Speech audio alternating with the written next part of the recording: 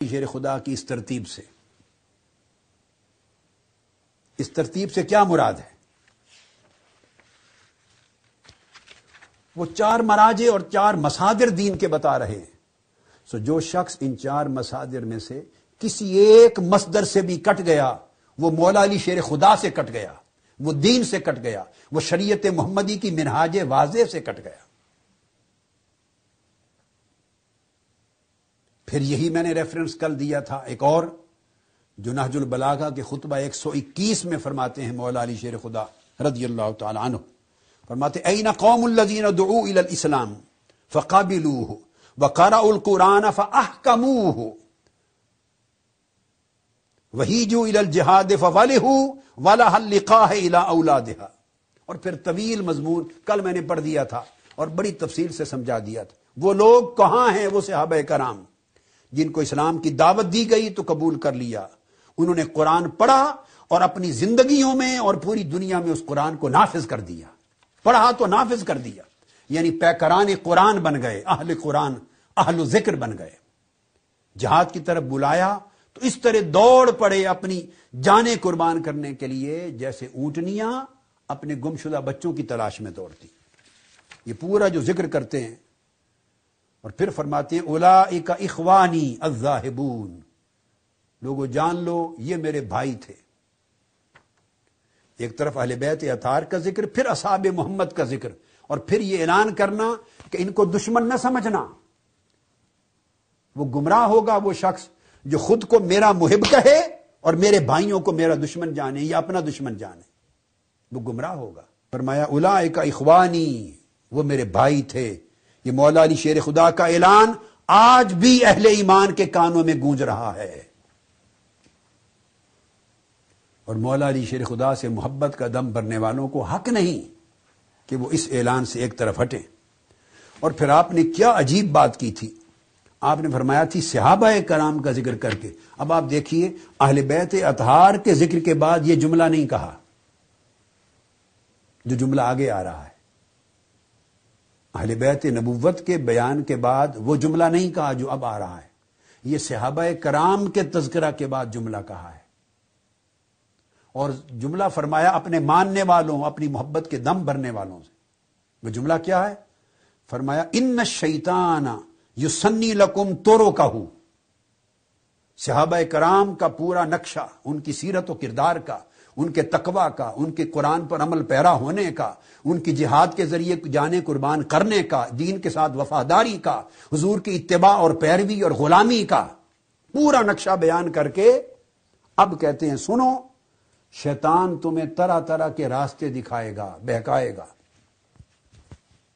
یہ صحابہ کرام کے ذکر کے معن بعد مولا علی شیر خدا فرما رہے ہیں۔ اللہ اکبر۔ شیطان تمہیں طرح طرح کے طرق دکھائے گا، راستے دکھائے گا گمراہی کی طرف لے جانے والے۔ وَيُرِيدُ أَن يَحُلَّ دِينَكُمْ عُقْدَةً۔ اور یہ جو دین اسلام کی مین سٹریم ہے جس پر صحابہ کرام چل رہے ہیں، میرے بھائی چلتے رہے اور ہم چلتے رہے، ایک ایک گانٹھ کھولتا کھولتا تمہیں دین سے دور لے جا کے بے دین کر دے گا، دین سے لا تعلق کر دے گا۔ اور اگر تم صحابہ کرام کی ان میرے بھائیوں کی راہ سے ہٹ گئے تو پھر یؤتیکم بالجماعۃ الفرقہ، تو جماعت میں تفرقہ پیدا کر دے گا۔ گویا صحابہ کرام کی جو اخوانی ہیں، میرے بھائی ہیں، یہ ایک ہی گروہ تھا۔ اگر اس گروہ کو تم نے پھوٹ ڈال دی، شیطان تم میں پھوٹ ڈالے گا، الفرقہ۔ اب سوچنے کی بات ہے، یہ پھوٹ ڈالنے کا جو خبر سنا رہے ہیں یہ کس کی نسبت سے سنا رہے ہیں؟ یہ اہل بیت اطہار کی نسبت میں یہ ذکر نہیں آیا، یہ صحابہ محمد کے ذکر میں آیا، صحابہ کرام کے ذکر میں، کہ تم میں پھوٹ ڈال دے گا، تمہیں ان کے راستوں سے ہٹا کر جدا جدا راستوں پہ پھینک دے گا۔ اور یاد رکھ لینا، اگر تم میں پھوٹ پڑ گئی یعنی تم نے اہل بیت اور صحابہ کرام، صحابہ نبوی کو الگ الگ کر دیا، تو بالفرقۃ فتنہ ہوگا اس میں۔ اور پھر آپ فرماتے ہیں شیطان کے ہیلوں سے بچنا اور نصیحت حاصل کرنا دین کی، جن کے ذریعے تم تک نصیحت پہنچی ہے۔ یہ بیان سیدنا مولا علی شیر خدا رضی اللہ تعالیٰ عنہ کا ہے۔ اب میں نے آپ کو کل عرض کیا تھا کہ جب اختلاف اور نزاع ہے اور کتابیں بھی مختلف ہیں سوائے قرآن مجید کے، کتب حدیث بھی الگ ہیں، اہل سنت کی الگ ہیں، اہل تشیع کی الگ ہیں، روایات الگ ہیں، اسانید الگ ہیں، طرق الگ ہیں، بدقسمتی سے، اور دونوں گھر ایک دوسرے کی بات پر اعتماد کرنے کو تیار نہیں، تو پھر ان میں تطبیق اور موافقت کیسے ہوگی، تطبیق و توفیق؟ تو میں نے ایک قاعدہ بیان کیا تھا کہ وہ بنیادی اصول جن کی تائید دونوں طرف سے مل جائے اس کو لے لیا جائے، اور جو راستہ نمبر 2 مولا علی شیر خدا کی نصیحت کے مطابق تفرق کی طرف جو روایت لے جائے، پھوٹ کی طرف، اس کو پھینک دیا جائے۔ کوئی روایت کسی کتاب میں ہو جو صحابہ کرام اور اہل بیت اطہار میں تفریق پیدا کرے، پھوٹ پیدا کرے، آپ نے فرمایا التفرقہ ہی الفتنہ، وہ فتنہ ہوگا۔ جو روایت پھوٹ کی راہ نکالے وہ شیطان کی راہ ہے، وہ چھوڑ دو۔ جو توفیق اور موافقت کی راہ نکالے صحابہ کرام و اہل بیت اطہار میں، وہ حق کی راہ ہے، وہ راہ علوی ہے، منہاج علوی ہے۔ ایک پیمانہ آ گیا، اور اس پیمانے کے تحت یاد رکھ لیں، میری نصیحت ہے سب کے لیے، اور وہ لوگ جو میری بات میں، جنہوں نے سال ہا سال زندگی میں میری گفتگو سنی ہے، اگر اہل بیت اطہار کے مناقب اور فضائل کے بیان میں انہیں میری باتیں پسند آتی رہی ہیں میرے بھائیوں کو، اور اس میں ان کو وزن محسوس ہوتا رہا ہے، تو انہیں اعتماد کرنا چاہیے کہ اگر میں صحابہ کرام کے حوالے سے بات کر رہا ہوں تو یہ بھی اسی وزن کے ساتھ ہوگی، اسی ثقافت کے ساتھ ہوگی۔ نہ میں نے اس وقت غلو کیا، نہ میں نے اب غلو کیا، میں صرف تفرقہ مٹانا چاہتا ہوں۔ 2 قاعدے یاد رکھ لیں، کوئی روایت جو قرآن کے بعد نیچے پھر موضوع چیزیں داخل ہونے لگی تھی، الگ طریق بن گئے۔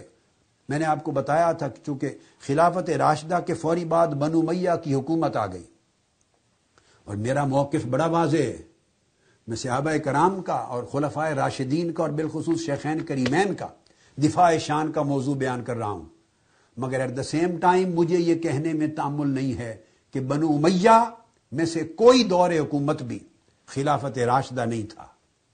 خلافت راشدہ مولا علی شیر خدا پر اور آپ کے بعد سیدنا امام حسن مجتبیٰ کے 6 ماہ پر ختم ہو گئی۔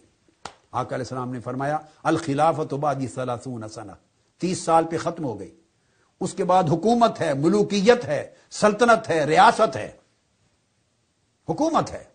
ان میں اچھے لوگ بھی آئے، برے لوگ بھی آئے، صالح بھی آئے، فاسق بھی آئے، ظالم و جابر بھی آئے، متقی اور عادل بھی آئے۔ یہی معاملہ بنو عباس میں بھی رہا۔ پھر وراثت چل پڑی۔ اب وراثت جب چلتی ہے تو کوئی اس کو ملوکیت کہتا ہے، کوئی سلطنت کہتا ہے، کوئی مملکت کہتا ہے، کوئی ایران میں شہنشاہیت کہتا ہے۔ پھر اس کے بعد حکومت ہے، اس میں جان پھٹکتی جائے گی، کون کون لوگ ان کے اعمال میں اچھے تھے، کون لوگ اچھے نہیں تھے، کون متوسط تھے، تفریق ہوگی۔ مگر جب خلفائے راشدین کی بات ہے، آنکھیں بند کر کے خلفائے راشدین کو ڈائریکٹلی نمونہ مصطفیٰ سمجھنا ہوگا،